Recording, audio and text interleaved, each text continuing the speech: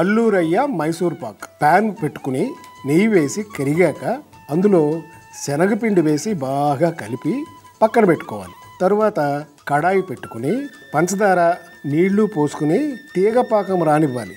తరువాత చేసుకున్న శనగపిండి మిశ్రమాన్ని పోసి బాగా చిక్కపడే వరకు బాగా కలుపుకోవాలి.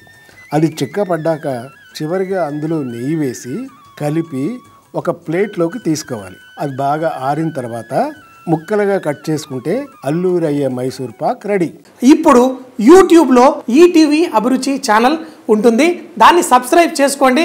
మన ప్రోగ్రామ్స్ అన్నీ మీకు వీలైన టైంలో చూసుకొని చక్కగా ఎంజాయ్ చేయండి. తట్టై ఎలా తయారు చేయాలంటే ఒక ప్యాన్ పెట్టుకుని అందులో మినపప్పు వేసి కొంచెం వేడి చేసి పొడి చేసుకోవాలి. ఆ తర్వాత ఒక బేసన్లో బియ్యపిండి, మిరియాల పొడి, మినప్పిండి, నువ్వులు, నానబెట్టిన శనగపప్పు, ఇంగువ, కరివేపాకు, కారం, ఉప్పు, వెన్నపూస, నీళ్లు పోసి గట్టి ముద్దలాగా చేసుకోవాలి. ఆ తర్వాత దాన్ని చిన్న చిన్న ఉండలుగా చేసుకొని చక్కలా ఒత్తుకొని నూనెలో వేసి వేయించుకుంటే తట్టై రెడీ.